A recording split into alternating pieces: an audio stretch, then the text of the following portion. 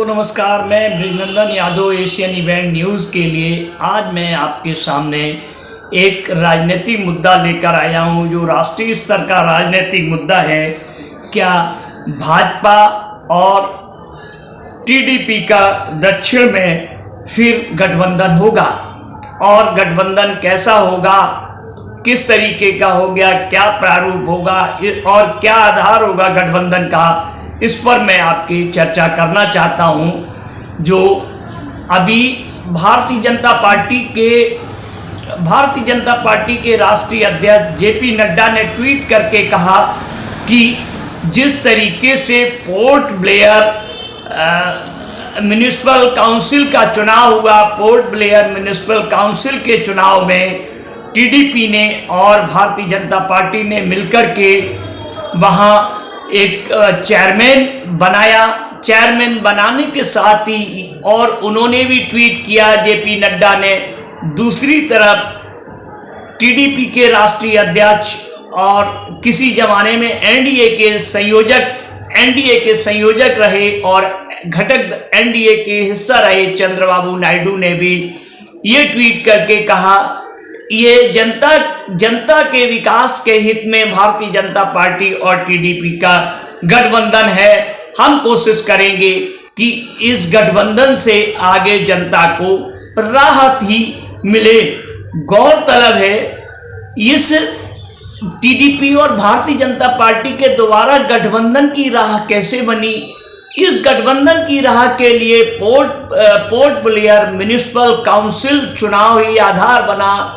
मैं उसकी एक विस्तृत चर्चा करना चाहता हूँ। पोर्ट ब्लेयर म्युनिसिपल काउंसिल चुनाव में वहाँ 22 सीटों पर चुनाव हुए। 22 सीटों पर 10 सीटें भारतीय जनता पार्टी ने जीती,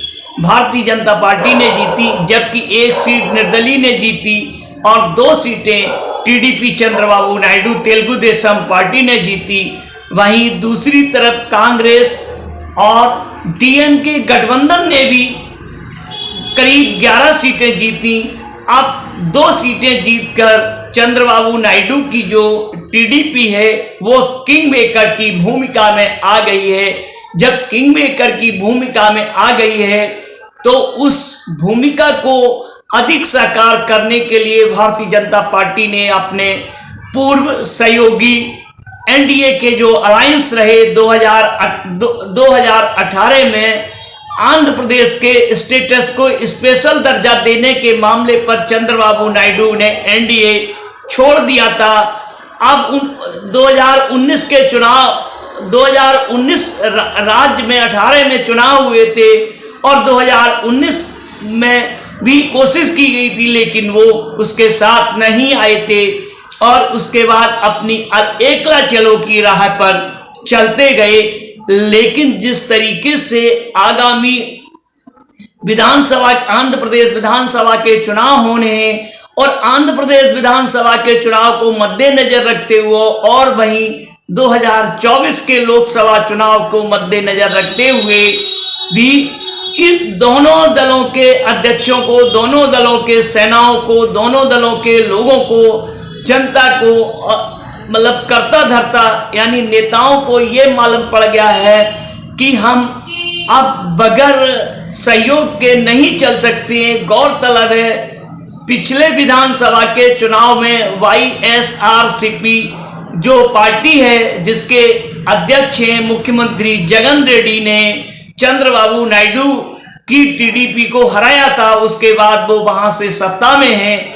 अब वहीं लेकिन जब चुनाव हुए थे तब चंद्रबाबू नायडू की पार्टी 2nd नंबर पर आई थी। भले अलायंस था भारतीय जनता पार्टी का, लेकिन भारतीय जनता पार्टी को वहां कोई भी सीट नहीं मिली थी। लेकिन जिस तरीके से पोर्ट ब्लेयर काउंसिल में उन्होंने अपनी जीत दर्ज कराई और अपना चेयरमैन बन पाया, कॉमन मिनिमम प्रोग्राम के तहत भारतीय जनता पार्टी और टीडीपी का जो दौर चलेगा, किस तरीके से चेयरमैनशिप चलेगी, किस तरीके से समय के अनुरूप होगा, उसमें यह तय हुआ कि पहले 1 साल भारतीय जनता पार्टी का चेयरमैन होगा और 2 साल टीडीपी का चेयरमैन होगा, लास्ट का 1 साल जो होगा वो फिर भारतीय जनता पार्टी का चेयरमैन होगा।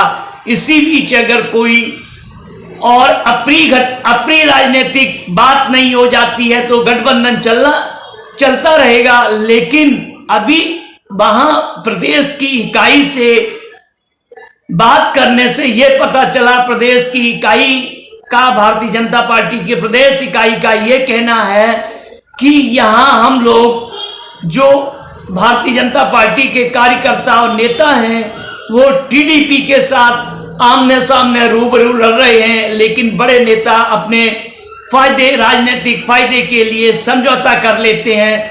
लेकिन हमें यहाँ जवाब देना पड़ता है स्थानीय गली मोहल्ले, गांव देहात, कस्बे में कि हम टीडीपी के साथ हैं या टीडीपी का विरोध कर रहे हैं या हम अपने लिए खुद जमीन तैयार कर रहे हैं।